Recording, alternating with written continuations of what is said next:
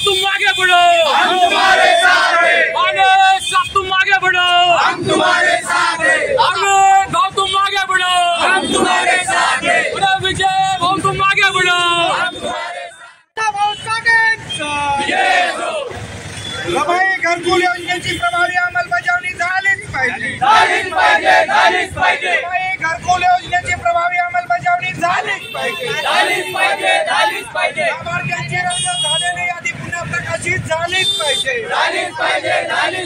लाभार्थ्यांची रद्द झालेली यादी पुन्हा प्रकाशित झालीच पाहिजे। बहुजन रिपब्लिकन सोशलिस्ट पार्टी BRSP का आज आंदोलन किस ताल्लुक से चालू है? आज BRSP आणि रमाई गुरुकुल कृती समितीचं आंदोलन रमाई गुरुकुलमध्ये जे लाभार्थी वेटीस धरतात, अनुदान वितरित करत नाही, त्यासाठी खऱ्या अर्थाने आंदोलन चालू आहे। आज रोजी महानगरपालिकावर मनपा आयुक्तांना आम्ही वेळोवेळी निवेदन दिलेले आहेत आणि निवेदनाची कुठलीही दखल न घेता या 2025ची आणि 2022-23ची यादी महानगरपालिका आयुक्तांनी रद्द केलेली कुठलीही कारण न देता, म्हणून आज आपण या ठिकाणी मनपा आयुक्तावर निदर्शनाचं आयोजन करण्यात आलेलं आहे आणि आमच्या मागण्याचे निवेदन घेऊन आम्ही मनपा आयुक्तांना भेटणार आहोत। आमची मागणी पूर्ण नाही झाली तर या ठिकाणी जे समाज कल्याण मंत्री आहेत संजयजी शिरसाट साहेब यांच्या कार्यालयावर आमचा धडक मोर्चा या 2-4 दिवसात आम्ही आयोजित करणार आहोत आणि समाज कल्याण मंत्री आणि पालकमंत्री दोन्ही या नात्याने त्यांचं दायित्व बनतं की समाज कल्याणमध्ये जो काही सावळा गोंधळ चालू आहे, महानगरपालिकेमध्ये जो सावळा गोंधळ चालू आहे तो खऱ्या अर्थाने थांबवला पाहिजे। गरजू लाभार्थ्यांना घरकुल दिले पाहिजेत।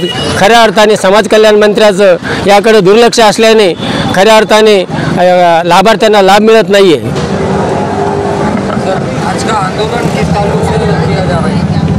बहुजन रिपब्लिकन सोशलिस्ट पार्टी और रमाई घरकुल समिति की तरफ से रमाई घरकुल की प्रभावी अमलबजावनी करने के लिए इस निदर्शन आंदोलन का आयोजन किया है। इस आंदोलन के माध्यम से हमारी मनपा आयुक्त से ये मांग है कि साल भर से मनपा की तरफ से एक भी घरकुल अभी तक मंजूर नहीं हुआ। जो यादी फाइनल हुई थी 6000 लोगों की, वो यादी मनपा आयुक्त ने मनमानी कारोबार करके वो यादी रद्द की थी। हमारी आयुक्त साहब से मांग है कि जो रद्द की हुई यादी वो फिर से प्रकाशित किया जाए। दूसरी 6 महीने से और साल भर से अभी जो लोगों के काम चालू है वो लोगों के बिल नहीं मिले, उनका जो अनुदान है वो नहीं मिला। तो हमारी दूसरी मांग है ऐसी कि दिवाली के पहले जल्द से जल्द जिनके भी काम चालू है ऐसे लोगों को अनुदान दिया जाए, उनको तुरंत उनके खाते में पैसे को वर्ग किया जाए। अभी तीसरी हमारी मांग ऐसी है कि ऑनलाइन जो प्रस्ताव मंगाए गए थे उस प्रस्ताव के माध्यम से 8400 लोगों ने वो ऑनलाइन फॉर्म भरे थे, उसमें से 2500 से 3000 लोगों का सर्वे हुआ है, ऐसी पीएमसी की तरफ से जानकारी मिली है। तो वो जितने भी लोगों की नाम सेलेक्ट हुए उनकी यादी प्रकाशित करके उनके काम तुरंत चालू कर देना चाहिए। गए साल भर से महानगर पालिका मनमानी कारोबार करके यहाँ पर लोगों के ऊपर अन्याय अत्याचार कर रही है। मागासवर्गीय समाज मजूरी को जाता है, उनको दिन भर मजूरी करना पड़ती है। उसके साथ साथ अभी जो 4 जो महीने गए ये पूरे बारिश के दिन थे। इस बारिश के दिन में लोगों को इतनी तकलीफ हुई है कि जिनके काम चालू है वो लोग किराए के घर में रह रहे और जिनके खराब घर है उनको भी ज़्यादा तकलीफ हो रही। तो हमारी जल्द से जल्द ये मांग है कि तुरंत पुराने नए दोनों कामों को शुरू किया जाए, तुरंत अनुदान दिया जाए और जो यादी उन्होंने रद्द की थी वो यादी को प्रकाशित किया जाए। और इस घरकुल योजना में जो भी भ्रष्टाचार चालू है और अधिकारी कर्मचारियों के माध्यम से जो इसको विलंब किया जा रहा है उसको तुरंत ही वो अधिकारी ऊपर कार्रवाई करना चाहिए, यही हमारी मांग है। आज बहुजन रिपब्लिकन सोशलिस्ट पार्टीच्या वतीने महानगरपालिकेसमोर हे धरणे आंदोलन या ठिकाणी करत आहोत। आमच्या मागण्या आहे तरी काय? आमच्या मागण्या रमाई आवाज जे घरकुल योजना आहेत ही योजना या ठिकाणी प्रभावीपणे या ठिकाणी अंमलबजावणी झाली पाहिजे। या ठिकाणी महानगरपालिका आमच्यावर काही उपकार करत नाही, आमच्यावर काही दान धर्म करत नाही। ही योजना शासनाची सरकारची योजना आहे। ही रमाई योजना ही प्रत्येक लाभार्थ्यापर्यंत पोहोचली पाहिजे, लाभार्थ्याला प्रत्येक योजनेचा लाभ या ठिकाणी मिळाला पाहिजे।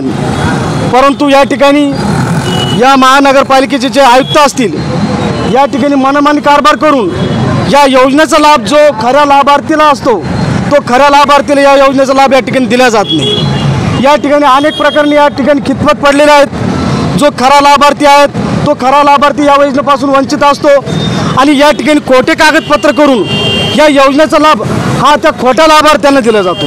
मला या आयुक्ताला या ठिकाणी सांगायचं आहे की जी योजना ही प्रभावी या ठिकाणी अंमलबजावणी झाली पाहिजे।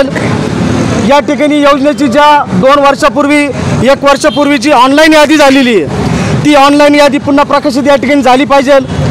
जे लाभार्थी आहेत आज बी शहरामध्ये आपण बघतो प्रत्येक लाभार्थीने या ठिकाणी एक हप्ता या घरकुलचा या ठिकाणी भेटलेला आहे। आम्हाला या ठिकाणी असं निदर्शनात आलं की 1 हप्ता देऊन आज लाभार्थी हा किरायाच्या घरात राहतो। हा लाभार्थी किरायाच्या घरात असल्या कारणानं आज रोजी या रमाई घरकुल योजनेच्या हप्त्याच्या माध्यमातून त्याने किराया भरावा का आपलं घर बांधावा ही एक मोठी प्रश्न त्या ठिकाणी निर्माण झालेला आहे। म्हणून मला प्रशासक जे श्रीकांत यांना सांगायचं आहे की आज जो लाभार्थी आहेत एकीकडे आम्ही महानगर आपल्या समाज कल्याण आयुक्त यांची भेट घेऊन शिष्टमंडळाने त्या ठिकाणी भेट घेतली आणि समाज कल्याण आयुक्ताला विचारलं की रमाई घरकुल योजनेचा हप्ता तुम्ही वेळोवेळी महानगरपालिकेला वर्ग करत नाही आहे। त्या ठिकाणी आयुक्तांना ठणकावून सांगितलं की आम्ही रमाई घरकुल योजनेचा हप्ता एकही आम्ही त्या ठिकाणी थांबवला नाही आहे। पूर्ण एकखटी जो निधी असतो तो निधी महानगरपालिकेच्या ज्या अकाउंटवर या ठिकाणी वर्ग केलेला आहे आणि आपण महानगरपालिकेला विचारण्यात करतोय की आमचा जो निधी आहे तो जातो कुठं। या ठिकाणी हे निर्लज्ज जे अधिकारी बसलेले आहेत ज्या रमाई घरकुल योजना या ठिकाणी राबवतात ते सांगतात की ही जी योजना आहेत जो निधी आहेत हा निधी आम्ही FD केलेला आहे। मला सांगा शासनाचा जो निधी आहे तो FD केला जातो का? हे कोणत्या अनुषंगाने FD करतात आणि तो FD केलेला निधी कोणाला देतात?